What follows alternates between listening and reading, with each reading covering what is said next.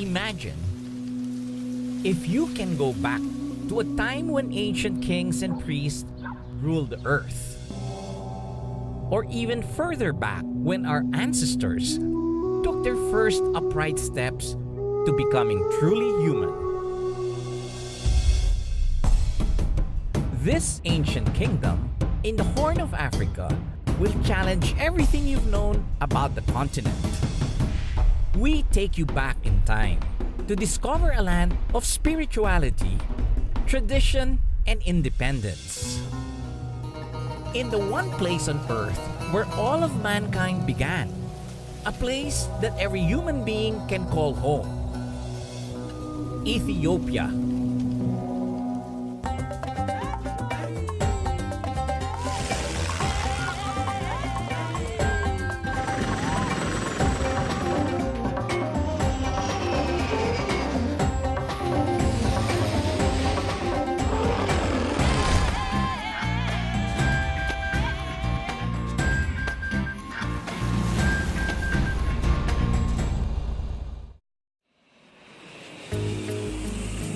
In our modern world, it is rightly observed that an airplane is the closest thing we have to a time machine. And I have decided to take that journey back. With a new fleet of 787s, the nation's flag carrier, Ethiopian Airlines, flies directly from Manila to Addis Ababa 3 times weekly. 787s have everything new, from the control switch to the wide screens, nice seat setup, plugs for you to charge your computers. I'm beginning to like this airplane. Comfort and cheerful service are on top of the list for the Cloud9 business class cabin. One thing good about this new 787 seats is that it reclines really flat, just like a bed, which means I get to sleep properly. To reach the place where all of human history began at a mere fraction of a day is astounding. The pioneering airline has indeed opened Africa to the rest of the world. And it has done so with clear foresight and a passionate long-term vision. Ethiopian Airlines is celebrating 70 years in the industry. We're here in their hub in Addis Ababa to see how they have grown over the decades. By focusing on the growth of its maintenance and repair facilities, it has continued to provide excellent support for its own fleet, engines and components, and is also trusted by aircraft manufacturers. Of course, the airline also recognizes that its most important resource are its people, whom they have rightfully chosen to invest in. Ethiopian Airlines established one of the earliest aviation schools in the continent, training aircraft mechanics, pilots, cabin crew, and ground service personnel. As I told you earlier, we are pioneer in Africa, so we have to be the center of aviation. We have to be prepared well in advance, so we have to have such kind of facility. So this building is mainly for cabin crew, marketing and leadership schools. So this is a full motion where trainees are trained regarding turbulence, fire, cloud, and the like. Cabin crew trainees are taught with the highest industry standards, with a great regard for customer service and safety. And you have, at present now, you have students not only for Ethiopia or purely for Ethiopian Airlines now. Not only Ethiopians, we have trainees from different parts of the world, especially from Africa. At the other end of the academy, I visited the pilot training school, an institution that has produced pilots for over 50 years. I sat in one of their theory courses, which I hear they get 920 hours of. I met William, one of the pilot trainees who comes from Rwanda. So William, what made you decide to study here in Ethiopia more than England, Australia, or America? First of all, they have a good school. So I think what I can get from Australia, from USA, they have it here. Yes. And what about cost? Is it much cheaper here? There's no big difference, except that when you're here, you feel at home and you don't care about the cost, but And that makes a lot of difference. yeah, and Ethiopians are good people, so what I care is to feel comfortable, to getting what I need. William is only one of the young, aspiring aviators who will benefit from the well-equipped facilities of the Academy, which includes the latest simulators of their fleet. Captain Tibebutena is one of Ethiopian Airlines' highly experienced instructors, now mentoring some students on the Q400. I always said that every time I took the simulators, the instructors were sadists. They give me a hard time and they're smiling as we go out, taking a look at how difficult it was for us to save the airplane from crashing. So he's giving him again another system failure, and we will see how sharp and observant these pilots will be. Although there was a lot of pressure, the student pilots showed their ability to handle whatever situation thrown at them. So he has all controls, whether it's weather, whether it's engine, and all the systems of the engine, whether it's autopilot, and he really gives them a tough time.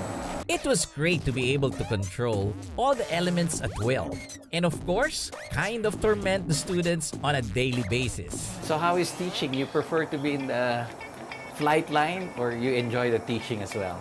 I like the teaching as well.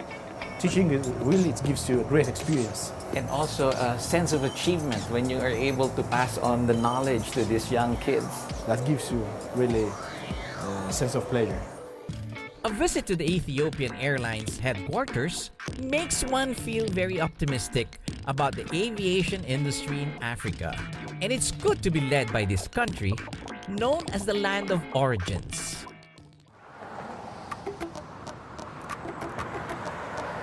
I made my way through its capital city, Addis Ababa. The absence of colonial buildings is because Ethiopia was the only African country that was never colonized, save for a brief invasion by the Italians, who were successfully driven away in the Battle of Adwa. They kept their own alphabet, which evolved from Egyptian hieroglyphs, their own clock, which begins at 1 o'clock when the sun rises, and their own calendar, which is 7 years behind the Gregorian calendar, followed by most of the world. In effect, coming to Ethiopia makes you 7 years younger, and literally takes you back in time.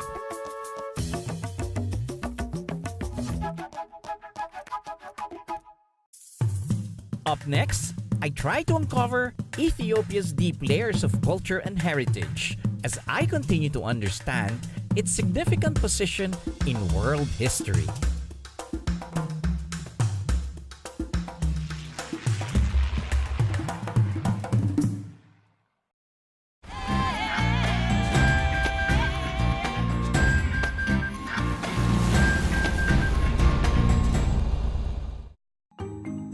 Addis Ababa, the capital of Ethiopia, is a mixture of the old and the new. The site of prominent institutions, it was chosen by Ethiopian Emperor Menelik II and Empress Taitu to be the new capital of the empire. The city rests on the foothills of Mount Entoto with an elevation of 3,200 meters. Mount Entoto is considered a sacred mountain. There are a lot of monasteries here and churches like that of Saint Mary. Empress Taitu found this church herself, dedicating it to the Virgin Mary. More than half of the country's population is part of the Ethiopian Orthodox Church, an early branch of Christianity that flourished in the region since the 4th century AD. Religion permeates most aspects of life in Ethiopia, that even their rulers affirm their power by tracing their lineage from the Bible. All around the city, one can see the figure of a lion. The presence here of the Lion of Judah The symbol of the Hebrew tribe can be traced back to the story that the Ethiopian queen of Sheba visited King Solomon in Jerusalem in ancient times. They had a son, King Menelik, the first in the long line of emperors continuing Solomon's tribe of Judah in this part of the world. Here at the National Museum of Ethiopia, one can see a collection of royal artifacts, lavish robes and crowns telling the story of its kings. The last king of the Solomonic dynasty was Emperor Haile Selassie, who ruled for many decades until his ouster in the 1970s. He is also regarded as a messianic figure by the Rastafari movement.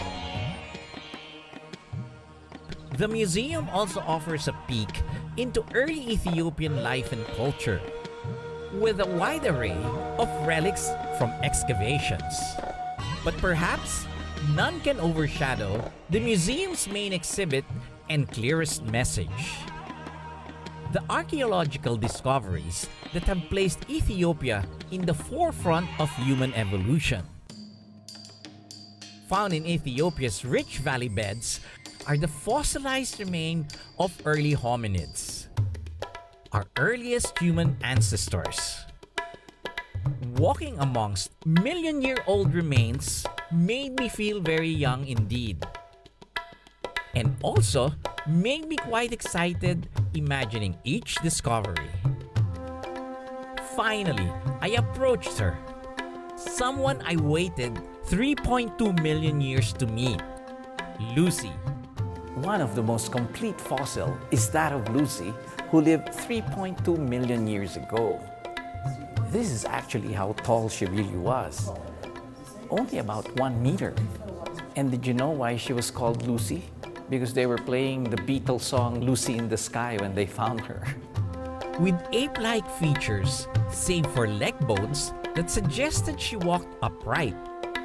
The unearthing of Lucy and other early hominids opened a wealth of information on how we evolved into modern humans, or Homo sapiens. But the discoveries do not end there. Ethiopia is also believed to be where all human migration started towards all parts of the world. In 2005, the earliest remains of Homo sapiens were also discovered in Ethiopia. Since evidence of human migration from Africa only began 70,000 years ago, it can be said that the entire human race began right here at this very place. It was quite an eye-opening revelation, and one that would bring to mind the often overlooked ideas of unity and peace. When after all, we are all Ethiopians. After my discoveries in Addis Ababa, I took a flight up north to the Ethiopian Highlands, where I was to behold one of Ethiopia's most sacred of places. I arrived in Lalibela, a seemingly quiet town in the middle of a vast wilderness.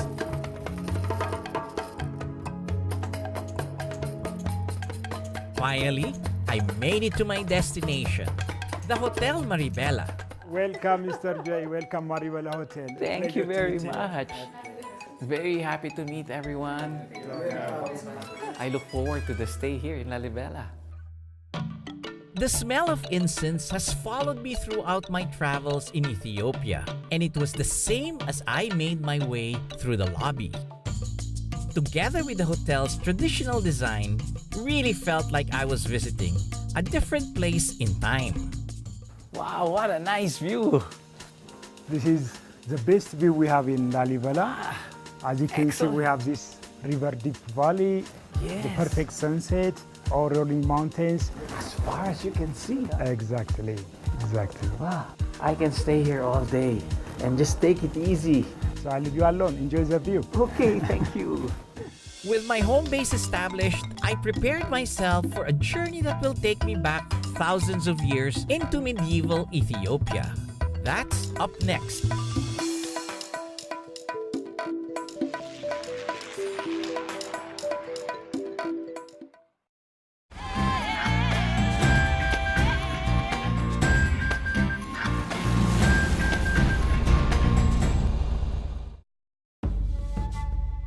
I am now in the ancient, sacred city of Lalibela in northern Ethiopia.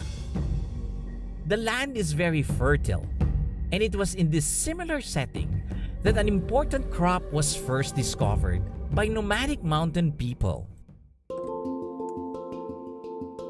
Coffee originated in the southern highlands of Kaffa and is a very important part of Ethiopian culture.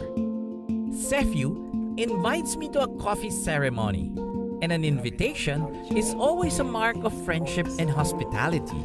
This coffee ceremony played a vital role in bringing together neighbors, families to address some of the problems with different local people. It is, as I told you, more of socializing your life. So it takes about an hour, even more. So this is the coffee beans. We call this coffee Arabica, which is produced only in Ethiopia. Very, very popular. The flavor is very nice. And so she starts washing this one, and the next phase, roast it. She will show you later on. The ceremony is usually performed by a young woman, dressed in traditional white Ethiopian dress. She has all her coffee apparatus ornately laid out, including the cups for serving. Incense is burning throughout the ceremony, its fragrance mixing with the scent of roasting beans. The whole idea of this coffee ceremony is the way to relax and discussing a number of issues. Since I didn't want to bore Sephew with my litany of issues, I took the time to ask him about their very cozy hotel in this excellent location. As you have seen, it's placed in the best location, and it's just a walking distance from the Lalibela Hewn churches. The fragrant smell of the roasted beans signaled that they were ready. Wow. Wow. Nice smell. So now the next phase is going to be pounding the coffee beans. How long normally it takes to prepare coffee at home? A matter of minutes? Yeah, less than a minute. And I see now that really it takes time and you can talk and enjoy. Yes. So this is the powder. Yes. After she pound it, so you can smell it actually. And, Wow, very nice, huh? a very strong one. So now, before we drink coffee, we always have something to eat. And this is a regular wheat bread. Yes, yes. Nice. Okay. Now the coffee is ready. Yes. She will take it out and keep it for a while. Oh, so you don't drink right away? Exactly. So let me tell you one tradition. In the rural areas, those people who don't like sugar, who cannot get sugar, we add salt. Salt? Gently salty, exactly. That's a part of a culture. I'd like to try that.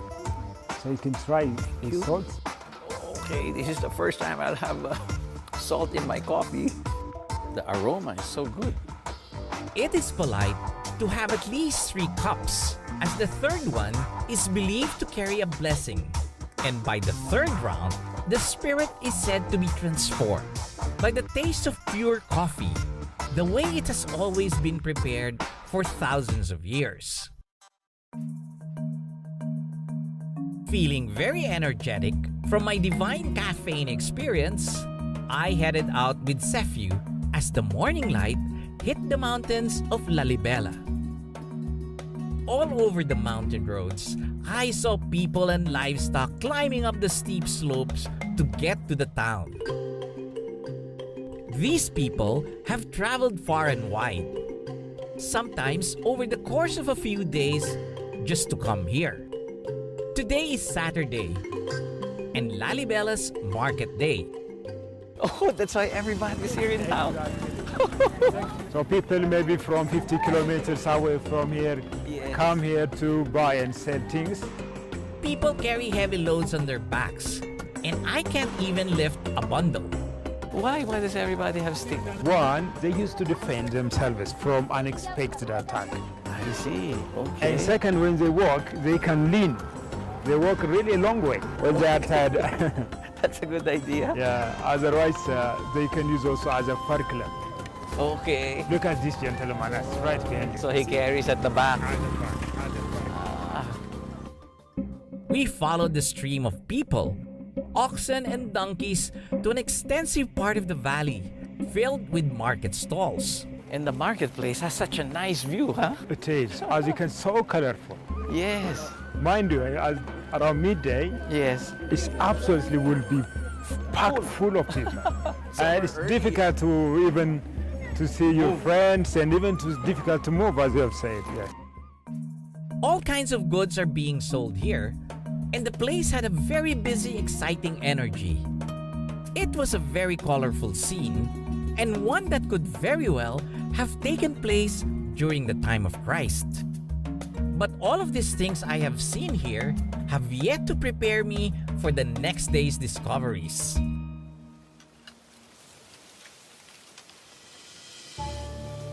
Together with Sephew, I went on to explore Lalibela's most thought-provoking facet, its rock-hewn churches. Almost all of town's population practices the Ethiopian Orthodox religion, one of the earliest forms of Christianity. Hidden deep within its mountains are these World Heritage churches that has inspired awe for over 900 years. While the rest of the world were erecting churches and temples from the ground up, Ethiopians were digging from the top of the mountains going down and carving each structure out of one single rock. These marvels in stone are credited to King Lalibela, who reigned in the 12th century. Though not of Solomonic dynasty, he ruled with such a religious fervor that today he is a saint in the Ethiopian church. It is said that he saw Jerusalem in a vision, and he wanted to build one so that the pilgrims from his country no longer had to take the perilous journey to the Holy Land. Hence, each area is named after a biblical counterpart: Bethlehem, the tomb of Adam, all connected by a network of passages, tunnels, and catacombs that lead to each of the 11 churches. Particularly on this side, you can see some representation from the Bible. Because Saint Lalibela tried to interpret the Bible into architecture. That's what he has done. Okay. So on the first row, we have 3 equal windows. Yes. This represents the Holy Trinity. And the next one, Latin cross, this represents the coming of Jesus Christ. Yes. The keyhole structure represents like the womb of Mary. I The see. last one is crucifixion. Yes. If you remember, when Christ was on the cross, there were 2 thieves. Yes. And one of them was good Yes. and went to heaven. This is the arrow. The other one who was mocking went to hell. So this is the way how these churches try to tell us. So it's interesting how they put the Bible really into architecture. Exactly. Even the church interiors were hollowed out from the same rock. The builders have thought carefully about the structural integrity of these constructions, that they still stand strong until today. We have 72 pillars, both inside and outside, to support this roof. Therefore, they can be sure it is kept well. I think it's very strong because it's solid. It is. For sure. Plus, these people had used all the techniques to make sure it's safe. Look at the arches, where they injected to keep, exactly, to carry the weight of the roof. Each church is intricately decorated with religious symbols. Priests deliver services to the faithful and also act as a guardian of the church. I learned that here, the priesthood can be passed on to one's children. Finally, after navigating a maze of passages, we reach the most iconic church in Lalibela. You know, this is the most famous church called St. George. Yes. And for many people, it is believed one of the 8 wonders of the world. Yes. And the most elegant, because it is hewn out of a Greek cross shape, both inside and outside. And it's It a is perfect. Exactly. Yes. Because you cannot find any defect here. Right. It's perfectly designed, executed, as you can see. All details are put in place. A biblical representation of Noah's Ark, the Church of St. George was dug 40 feet down, skillfully carved from a single unbroken rock. It's an engineering and artistic marvel to behold, and one of the holiest sites you can set foot on. You can really think about the quality leadership they had. How about organizational skill? Providing the logistic for 40,000 people who have participated in these churches. So to see from today's point of view, they were highly advanced in all these areas. For sure. The sheer enormity of the work accomplished in Lalibela is one that will always remain a mystery for the rest of the world. But for Ethiopians, they only have one explanation, that this is the work of man alongside angels who continue to build through the night as the laborers rested. I was also amazed by the fervor and deep faith that has sustained this congregation for centuries. Visiting Lalibela's New Jerusalem is truly an experience that enriches the soul.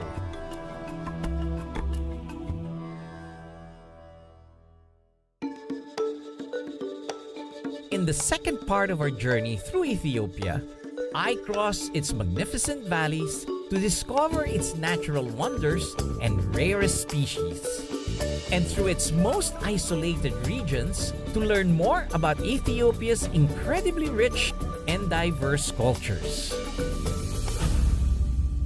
This has been your captain, Joy Roa. See you in the next Asian Air Safari.